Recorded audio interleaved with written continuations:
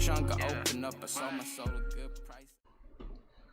Hey everyone, this is the Nerd Talk Podcast brought to you by thedigitalworm.com. I'm your host Matt, and I'm here with my good buddy and co-host John. John, say hello. What's going on, everybody? So on the show, we find 10 of the most fun and interesting topics on the internet related to nerd culture, and we discuss and have a good time. And this week, we're going to be starting off with DC. John and I are both DC fans. I'm becoming more of a DC fan as time goes on. I like the darkness. I like some of the fun things that they like to do that are unconventional. And one of those things is now going to be becoming a reality, it looks like. According to WeGotThisCovered.com, who pulled their content from a site called Revenge of the Fans, which I'm not familiar with, Red Sun, that John talked about a couple weeks ago, is confirmed. In this article as well, they said they confirmed the cast, but they didn't. It's just speculation, but I fully expect to see the regular DC cast members, which are, as far as voice actors go, which are nothing short of stellar. Like, they bring in some big acting names for these animated films, and they all do a fantastic job. John, you're one of the ones that convinced me to get hardcore into the DC animated films, and I have not regretted it a single time. They're phenomenal. Would you like to talk about Red Sun for a while and why this is such a big deal for this animated film to be coming out? Well, if only for the fact that this is coming off the heels. A year and a half ago, we got Gotham by Gaslight, which was the original Elseworlds. This is one of the first Elseworlds miniseries. The premise of Red Sun basically asks what would happen if instead of going to Farmtown, USA, he actually is into Soviet Russia, and a Western book, you get the storyline you think you're going to get. He's co-opted by the government. He's fed propaganda to be communist, just like we're fed propaganda not to be communist. I mean, it shows everyone is a product of where they're raised, at least to a point, and I think that's an interesting way of looking at things. Is a similar art style to the original, because there were a lot of really stunning in that miniseries. That the art was slightly non-conventional for the time. It's extremely well done. I think that I'm not sure who's doing the voice acting this go around, but I think there's a lot of potential for this to be a really fun and really thought-provoking film. I didn't realize Red Sun was a Frank Miller project until I read this article. It's not. They may have misdone. I don't know, but Mark Miller, he's a Scottish comic book writer. Oh, Mark Miller. Okay. Sorry, I just saw Miller and I assumed Frank. Gotcha. No, this That's dude. This is the guy. I'm not sure if you've ever seen the Kingsman films. I have. Look, he's the guy who created the Kingsman. Interesting. The interesting dude. As far as writing goes, he did a lot of stuff in Civil War for Marvel. I think he created the Authority. He did a lot of early Ultimates work. He's really been super involved in a lot of stuff that people like a whole lot. Also, Old Man Logan, the series that asks what would happen if 20 years from the future Wolverine's killed everybody and the Incredible Hulk had inbred children. So interesting stuff. Well, I'm looking forward to this. It's probably going to be another fun DC project. I've been consuming a lot of this animated DC content, and it is very, very good. Oh yeah, dude, they're unbeatable for animated content, for sure. Let's go ahead and transition into our next topic, which is something you wanted to talk about today. I like it when you come to me with topics that you wanna talk about. They're always good. So I'm gonna go ahead and let you take the lead on today's second topic. Well, really, for this, it's just kind of an expansion of some of the things I've already said about DC Universe and how they're curating their content. Last week, they started to drop episodes of the new Young Justice cartoon, which people have been waiting years for. It actually is a continuation of the Young Justice cartoon from a few years back. What they did yesterday is they uploaded the entire Young Justice run. It's like 56, 57 issues. They did the whole thing. It's not just the hit or miss, these issues, but not these issues. It's the whole deal. And I think this is what we're going to be seeing from these folks going forward, is as they release more things on their animated stuff, we're going to see the correlating books come in to be able to be read. It's a great way to get the background, and a lot of these stories are really, really good. Worth mentioning, they just added All-Star Superman, which is a really, really good animated film. It's one worth watching. I think it's from like 12 or 13 years ago now. It's been a while. It's very, very good. And then of note also, 1,000, which I believe came out beginning of the second quarter of last year. That a comic book has gone 1,000 issues is just an insane thing. When I was a kid, there's no way if you told me that would still be around, the people still be reading, to 1,000 issues. Deal. And it's super exciting. It's a 100-page book. It's got some really good stories in it. It's got a bunch of different writers and artists involved. It's worth checking out. And all this stuff is included in that membership. So if you pay that, with all this, live action anime content, you can read for hours and hours and hours. And just the more that we go through this year, the more it seems.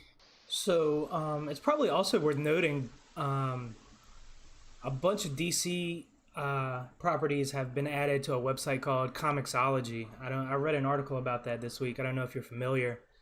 It was mostly Marvel. It's kind of like a digital comics reader site, I believe. I'm not super familiar with it, but Comixology is basically a comic book shop on your tablet or on your phone.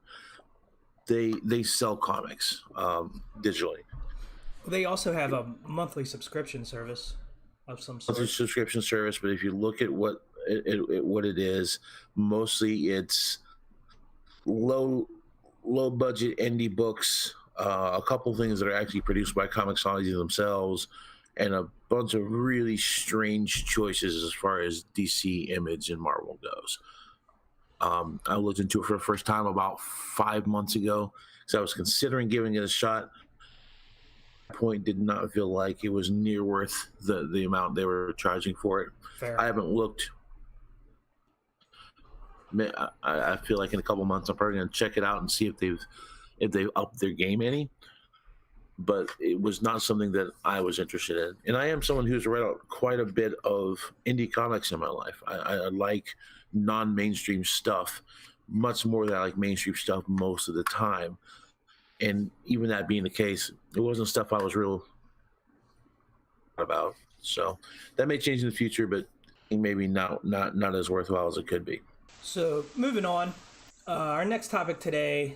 This is a big deal for me, and I'm a huge Dune fan. John also enjoys Dune, and Dave Bautista apparently has joined the cast for this film. I don't know how well he's going to do, but he's done pretty well so far with his acting career, especially in films like Guardians of the Galaxy. And with Guardians of the Galaxy 3 being delayed indefinitely, James Gunn jumping ship to DC, it's hard to tell what's going to happen with that film. But good news for Dune and Dune fans, in my opinion. I look forward to seeing him in this movie. John, what did you think? Well, I think that two interesting things in this article. Number one is the title piece. I like Dave Bautista. I think the dude is very interesting. I think he's hilarious in Guardians of the Galaxy. The few small roles I've seen him in other stuff, I think that he's pretty good. And I think he's going to get better. I think that he has a really good physical presence, obviously, and that can be leveraged to certain types of roles. I think that overall is going to be something he continues to do. I think they be very good in Dune, depending on how they take this film. I agree. The second interesting thing about this particular article, and I think that it is the more important of the two films. I know you've read Dune. Anyone out there in podcast listening land who's read Dune knows there's a lot of story here. To do a whole bunch of stuff, even just in the first novel, there's a lot of story here. It saying, hey, we're going to split this in half. We're going to do 2 parts of the story. It's going to be 2 different things. It's a great move in my part. They don't have to rush stuff. And that's a problem you see in a lot of really good books that are turned into the best of intentions. And talking mainly recently about, the Dark Tower was turned into fuck of images and sounds, and I mean that was 7 books they tried to turn into one film, and there was very little good about that. I didn't even watch it. I'm going to be honest. I didn't even bother. Have you read the Dark Tower books? I read the first book and I did not enjoy it. Most people don't like the first book. Most people it picks up for the second. The second book in the Dark Tower series is my second favorite Stephen King novel, and I've read everything he's done at least 3 times. I'm also not the biggest Stephen King fan as well, so that's fair. Being someone who's not a huge fan of his work in general, and then being disappointed by the start of a series, it was enough for me to just call it quits on that. That's understandable. One thing to note about the Dark Tower stuff is that he wrote. There's like a 15-year gap between book 1 and 2. He wrote 3, and then there's like a 15-year-long gap between 3 and 4, and then he ran through the rest of them. So they're in such different parts of his career as a writer that they feel real different, and almost feel like a different person wrote them. But realistically, you 15 years ago and 15 years now, at least in my opinion. Yeah, I mean, I'm definitely not the same writer. I'm not the same person, so that makes I'm definitely sense. not the same person. All right, this next topic is a little more serious than the rest of what we've talked about so far today. Twitch found this on The Verge. Twitch rebanned streamer charged with assault after briefly letting him come back. So what happened here is apparently this guy could be heard on his Twitch stream in the other room assaulting his partner, and you could hear kids crying, and he was yelling, and it was apparently a pretty nasty domestic situation. Twitch banned him, and then for some reason allowed him to come back. And there was such a huge, massive outcry that they banned him again, and this time permanently. I have a lot to say on this, and I think I want to take a quick second to kind of pull my thoughts together here. So, John, I'll let you go first and talk about this for a little while. I mean, I think that the first thing that pops into my head in something like this is fuck this guy. Like, who, there's no reason for humans to treat each other that way to begin with. And beyond that, I think it is comical that he would do it while streaming, because he basically created a public record to go to court with. So this guy has put himself in some real trouble, and I think that's a great thing. I'm a little confused as to why Twitch would, for any period of time, I can't help but wonder if it was some automated thing where when they banned him the first time, they just, they've got some place where it just goes to a timer, and the timer went off and no one noticed. I don't really know. I would be curious to find out, honestly. I'm not the biggest fan of social things for being the way they are, as far as like things you can get income off of. I do feel like there probably aren't that many people that were going to watch this dude again anyway. So like people with their own consciousness would have probably just edged him out of being a streamer eventually. But I do think that it's a good thing that Twitch is willing to take the stand of, as a company, we're not going to advertising someone who is like this to people. So it's a little bit of a complicated situation from a couple different angles. On a personal level, the guy can go fuck himself. I don't care if he ever has a good thing again. That's kind of where I'm at.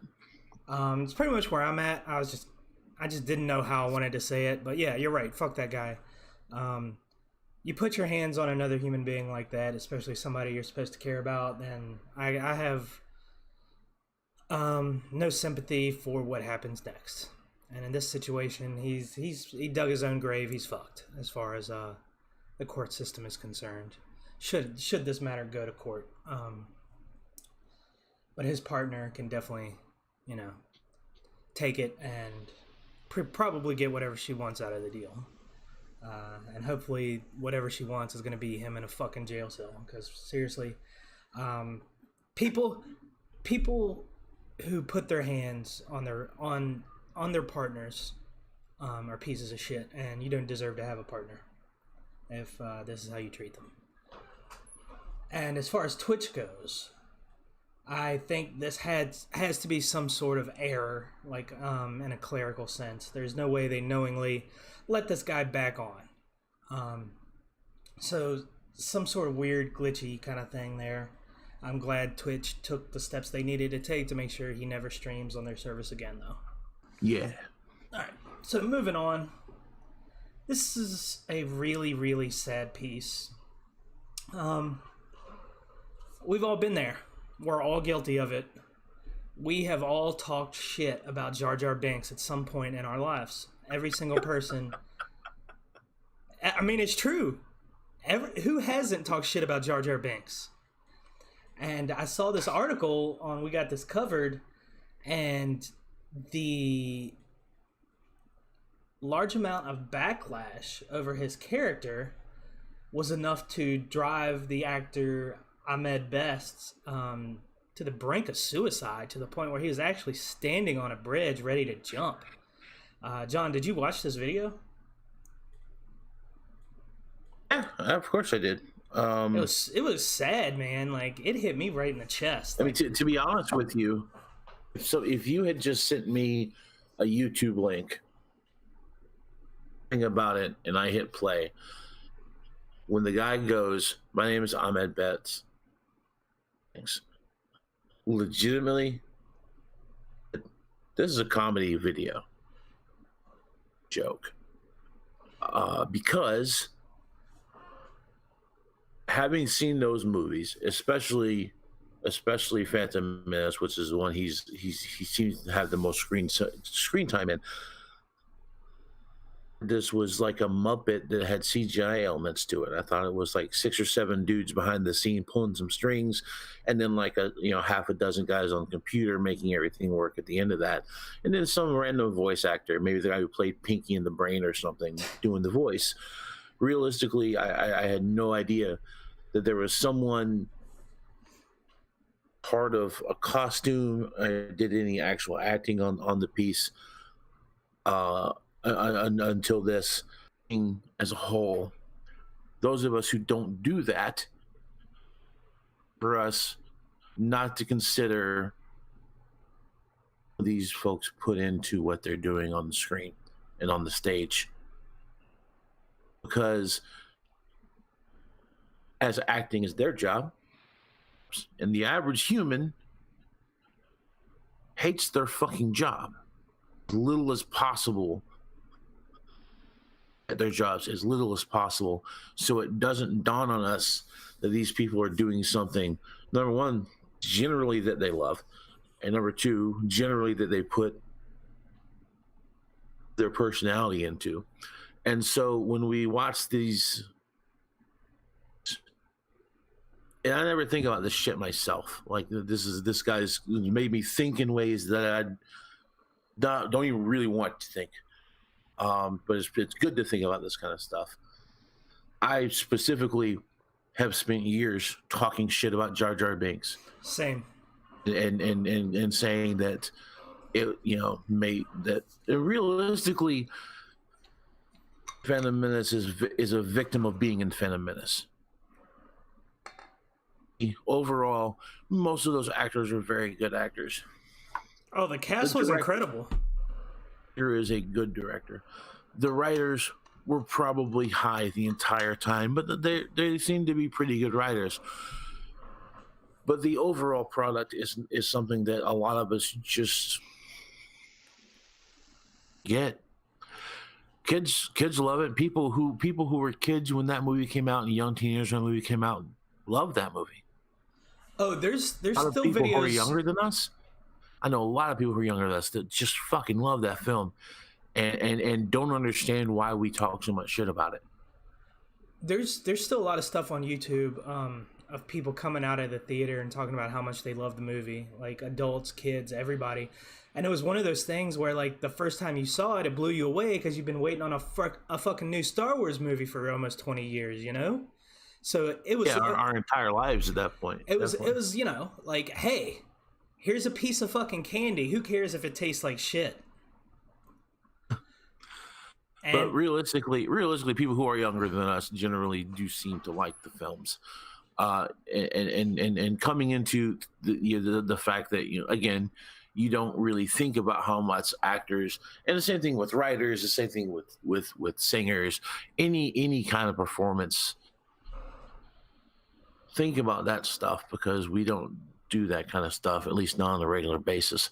So for me, and I know that Ahmed Best is never going to hear this podcast. It's just, you know, it's not going to happen. That would be just something that would never happen in real life. But I would say, specifically myself, as someone who has spent as much time talking shit about Jar Jar Binks as I have, this is not something. There was someone behind that mask. That there actually was a mask. I didn't realize that there was a person behind the character. I definitely didn't think that there was somebody putting everything they had into it. That we think about, and we should think more about that, because as much as we maybe didn't, we're all consumers of the arts. We're all consumers of all this content, and it affects us in a positive way. And we get a lot out of this stuff, and we take the people who are putting it together for us completely for granted all the time, and maybe we shouldn't do that. Yes, Mr. Best. I've talked a lot of shit as well. I'm no different than anyone else in the world, and I'm sorry. I did, you know, it's granted in 2001 I was a much different person and I probably didn't care, but I do care now. So I'm very sorry that I did that, and I'm going to do a much better job not to repeat that kind of failure in the future. I've not taken a hardworking actor, their feelings into consideration. All right, so let's move on. I just saw this article on The Verge the other day, and the title was "Jack Black is the rare celebrity who gets YouTube right."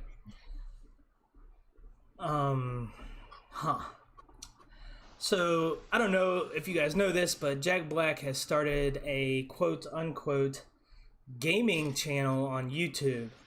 Thus far, it's like 3, maybe 4 videos at this point. They're 2 to 3 minutes long, where it's just him acting like Jack Black. There's a whole lot of nothing. So not only are the videos short, well, I mean, I guess we're lucky that they're short because they're not very good. But there's just not a whole lot going on. And this article, it's rare for an article to just outright piss me off. And I'm going to go on a bit of a rant here. I like Jack Black, but fuck his YouTube channel. And this guy amassed millions of subscribers in 24 hours and did absolutely nothing but like pretend to be PewDiePie for 2 minutes. That's literally all his first video was. And I mean, it hasn't gotten much better since then. I've been watching. I have not subscribed. I will not subscribe. Like, there are so many hardworking content creators out there doing the best they can to create actual valuable content. The fact that this guy got 2 million subscribers just because he's famous on day one and he did absolutely nothing is a testament to how people just don't care. about what we do as content creators. Doesn't mean I'm going to stop creating content. I'm going to keep creating content for as long as I feel like it.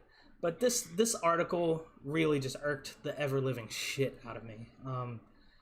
But the writer and his Jack Black's channel in general, which is weird because I am a Jack Black fan. Like School of Rock, love that movie, love Tenacious D.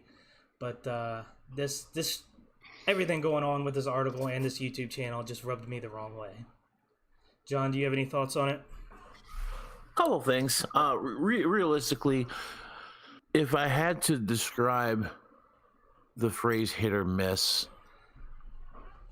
with a famous person, I would have to choose Jack Black. You're right. And the things I've enjoyed of his, I've enjoyed immensely. The things that I don't enjoy of his make me want to gouge my eyeballs out. Completely agree. There's really not a whole lot of in between there, if at all. Played in high fidelity he's ever done. And it was very much, it was a small role, a supporting actor role to John Cusack's fucking brilliant performance.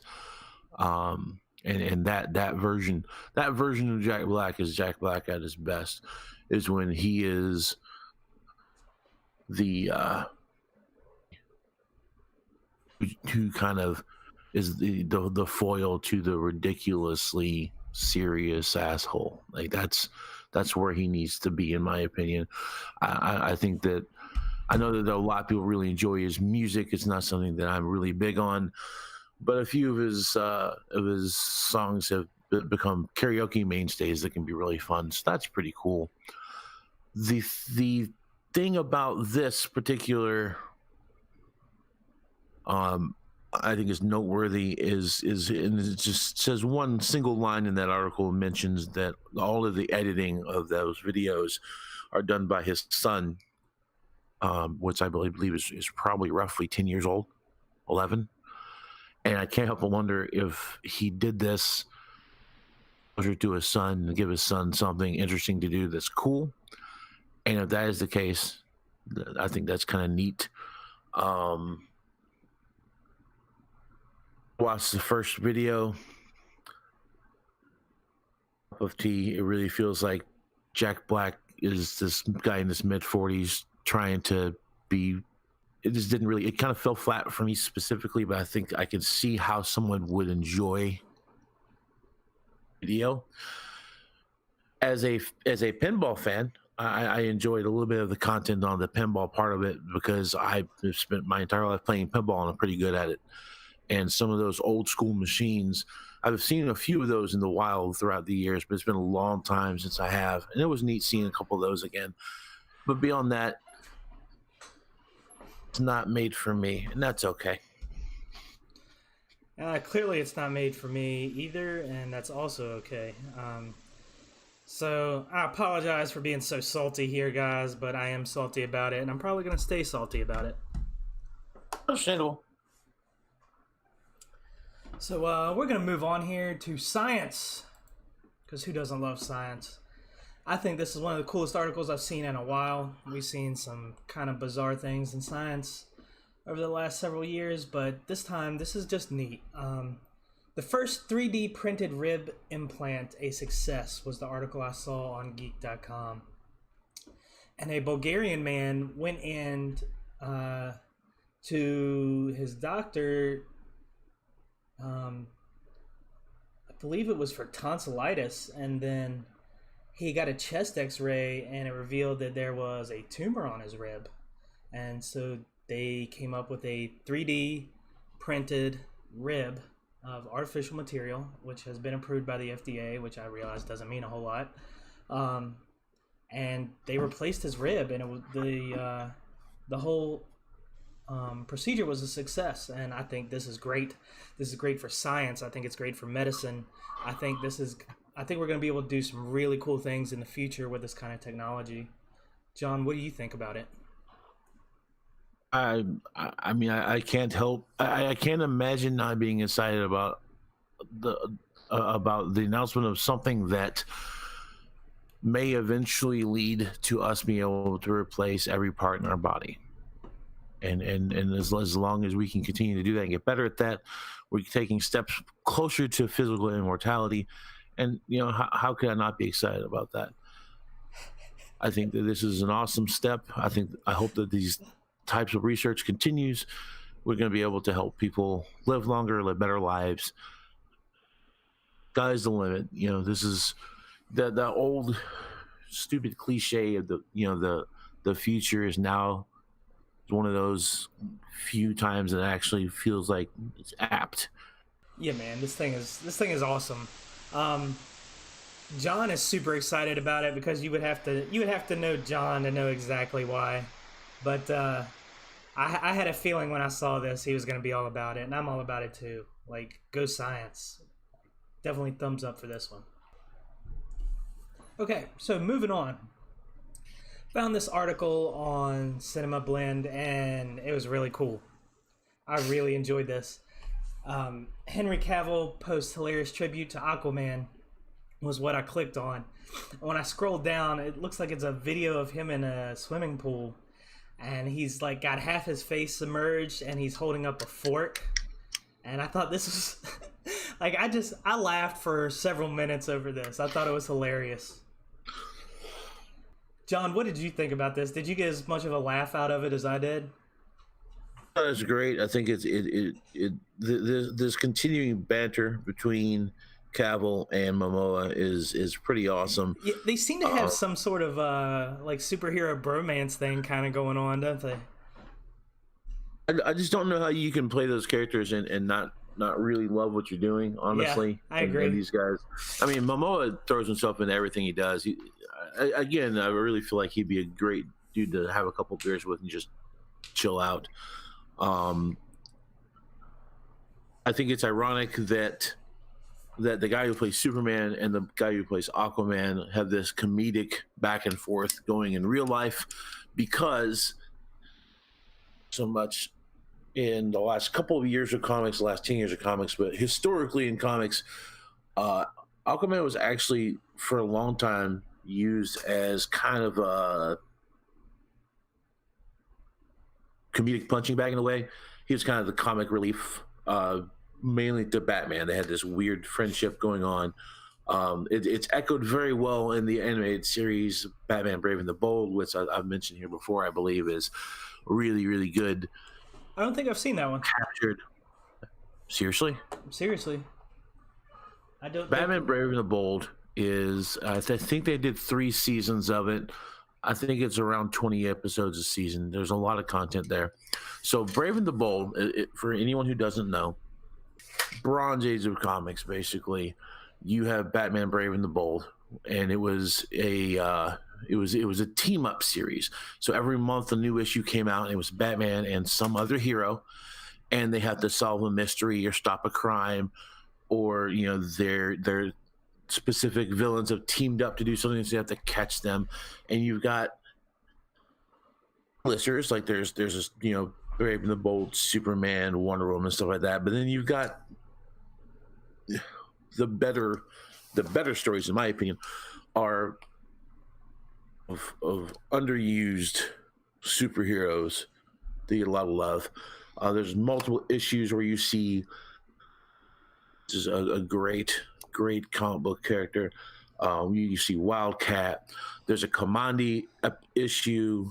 It goes on, and the book went for years and years. And the same premise is true of this cartoon. Team ups with Deadman. You get team ups with Plastic Man, Aquaman, all these people, and they just have these awesome comic book style stories. And there's a lot of comedy to it, especially when it comes to Batman and Aquaman.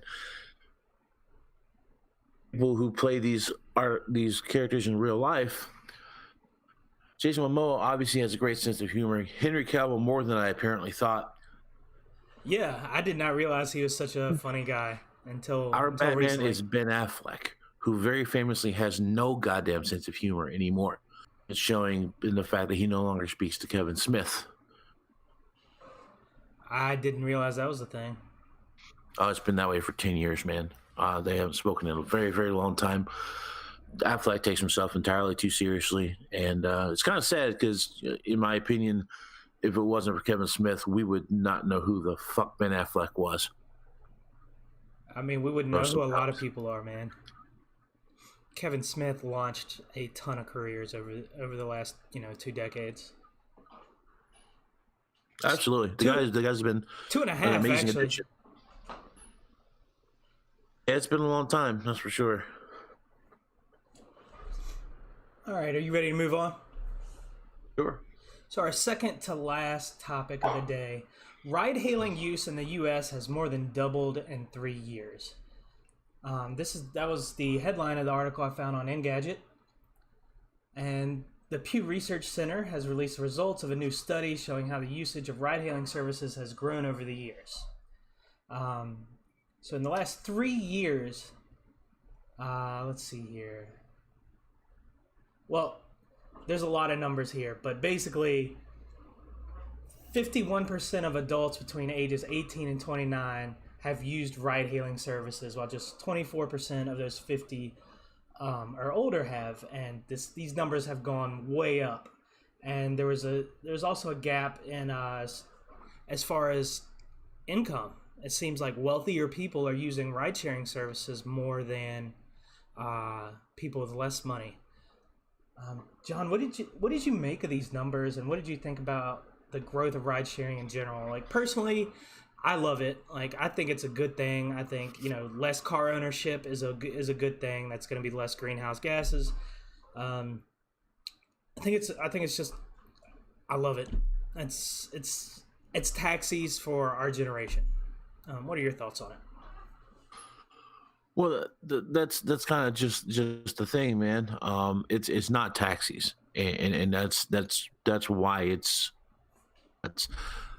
so taxis are dirty, typically in bad repair, driven by misanthropes. Overall, and generally, not always true, but generally, more these days than not, because the good ones in Lyft and things like that. The difference between riding in a cab and riding in an Uber is night and day. The same thing with a Lyft or any of those other. Oh, I completely agree. It's almost like an experience rather than a ride. You wouldn't think that there would be such a difference between riding in cab company and someone's personal vehicle, but there really is. There's a comfort difference. The fact that these people are in their own vehicles gives them a comfort level to the point where they're not. Most of the time, I average, I think, 7 or 8 Ubers a month at this point. Months and months. I have had one okay experience, and beyond that, all very good experiences. My numbers are pretty consistent. I don't use ride sharing as much as you do. I'm probably taking 20, maybe 25 Ubers since less than that. I'd say probably about 20 Ubers since August, and I've had one okay experience, and everything else was great. Yeah. As opposed to taxis, which I couldn't tell you how many taxis I've been in different cities, different places, doing different things. And I think that I've maybe had 1 or 2 okay experience, and the rest of them have been just terrible. Companies who own cabs take advantage of their drivers, take advantage of their customers. There's no accountability whatsoever. Most of the time, they only take cash, even in 2019, which is so absurd. The ability to develop apps for things like Uber, things like Lyft, stuff like that, really is a big part of what's made that difference possible. Because you ask for your ride, and you get a GPS signal of where that person is, how close they are to you. Generally, I mean, GPS is not perfect. There's a little bit of a delay, but how close they are to you. You know what kind of vehicle to look for, what the person looks like.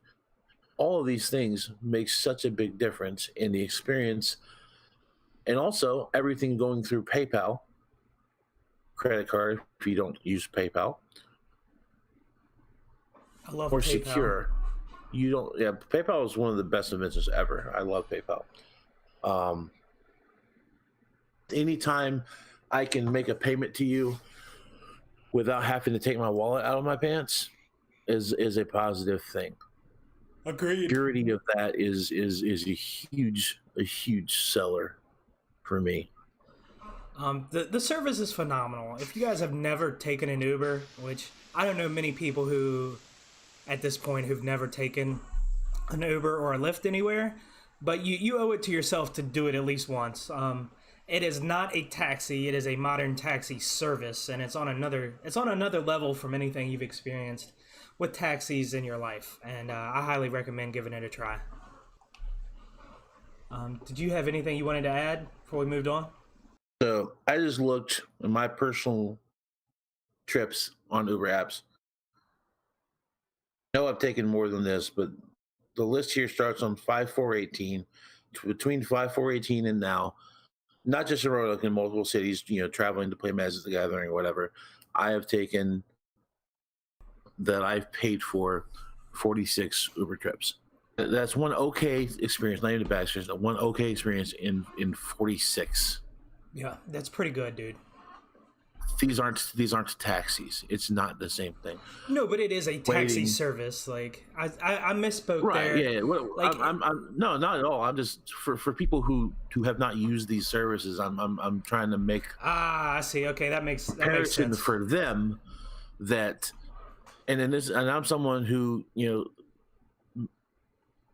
people who know me in real life know this. I don't own a car. I rely on things like Uber and Lyft. I rely on Greyhounds, buses. When I go, if I go anywhere more than 6 hours from here, if a friend isn't driving, I'm flying. I am a big believer in mass transit of some sort or another, and that does go into things like cabs and ride shares because it's still less of an imprint. Oh yeah, you know what I'm saying? I completely agree. So, someone who believes in that type of stuff, I personally am waiting for someone to come up with a long range. It's actually in the works. There's several companies working on what are called air taxis, which essentially is a mini plane. It holds about 8 people. You just walk in, and it's kind of like more of a shuttle service than anything else. I'm not sure where it's going to be available. Are you serious? I am 100% serious. These are things that are in the works. Do you know if there's been an announced time frame for when that would be available in places? 10-ish years. So far, so close. Not so in the far. bigger scheme of things, though. Maybe it'll be quicker. That would be so sweet. We'll see how the technology is progressing. I'll track down some links and send them to you at some point this week. Yeah, do that. I'm really curious. Yep, it looks pretty cool. You ready to move on? For it. All right, last topic of the day, guys. So, this is something many of us do not like to talk about. Personally, does not bother me in the least, and I found these articles. We're looking at 2 articles today, one off Geek.com and one off Gizmodo, and we're talking about death. We're talking about dying.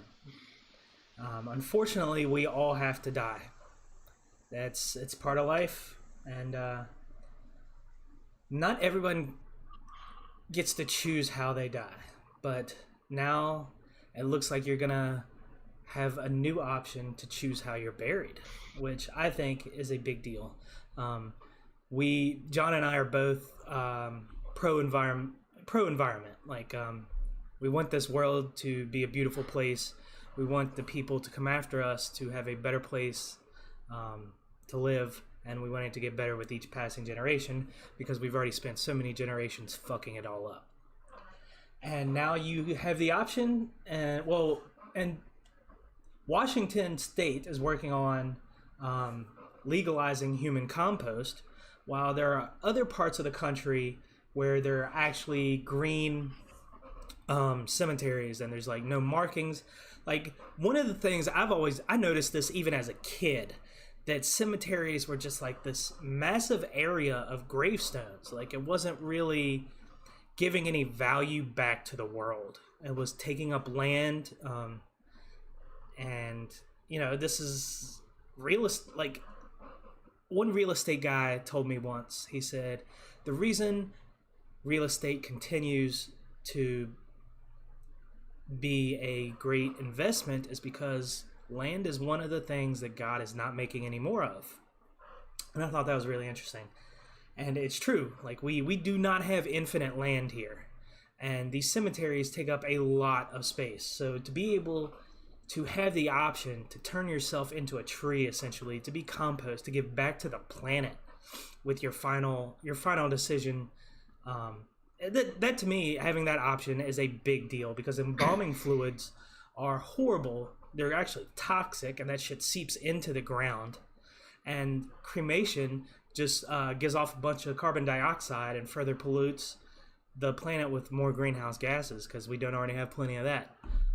John, what are your thoughts on this? Personally, I think it's a great idea. I love it. It is easy to me that they would have to change state law to allow something like that to happen. Oh, that's fucking absurd. I thought the same thing.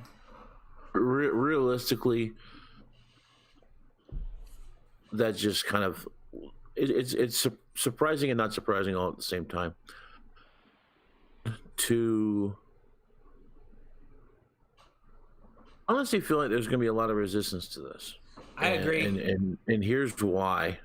Probably for the same reason I'm thinking, but go ahead. Serious people want to be buried. They want that gravestone. They want to be remembered, because when it really comes down to it, most people are a writer unless you do something very good or very, very bad, and everyone who met you is dead, and you're immediate. How the hell does anyone know you existed? You are correct. And that, for a lot of people, is a scary thing, and that's why we don't like to talk about death in this culture, is because we Americans, especially Americans, we don't like to think about our mortality. We certainly don't like to talk about our mortality.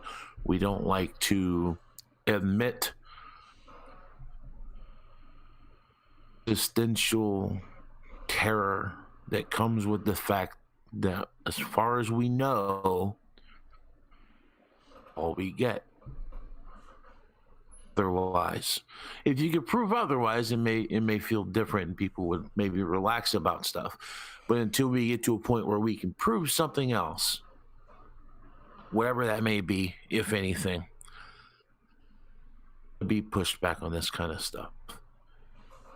Right now, 3 blocks from me, there is a cemetery. 4 blocks. It's 4 blocks away. It's good size. It's fairly old. And I could walk down there right now and walk through it and look at wool and granite and sandstone and concrete. And the names don't mean anything to me personally. And be like, these are people who had friends and families and enemies and jobs, and they stole from people, and they gave things to people, and they lived their lives. Now, am I the type of person that's typically going to go do something like that? No, I am not. There's people who really get a lot out of those kind of musings, walking through a graveyard and thinking about the lives that these people had. And that there's at least something left behind is an appealing one, no matter who you are, I think. Well, for me, I'm all about leaving a legacy, but the way I look at that is a lot different than how most people do. I don't care about a headstone. I remember telling my mom once, I was like, you know what? Like, when this shit goes down, if you're still alive, or if my siblings are still alive, just roll me in a ditch. I really don't give a shit. If people are gonna remember me, then they're gonna remember me, and they're gonna remember me for good and bad, depending on who they are, and maybe more one than the other. But I just don't give a shit about a headstone. I've never given a shit about any of that. I've been to way more funerals than a 35-year-old man should have to go to. And for me, it's all about giving back to the planet. Like, if every single person just gave a little bit back to the planet, just gave a little bit back to a friend or a family member, and gave a little bit back to some other community they were a part of, and you have every single person in the world just giving a little bit back here, a little bit back there in their own way, the world would be a much, much different place than what we currently live in. That's the end of my rant. Fair enough. So I'm all about this. I don't know. Did you say whether or not you actually liked it? Like, is this something you would ever do?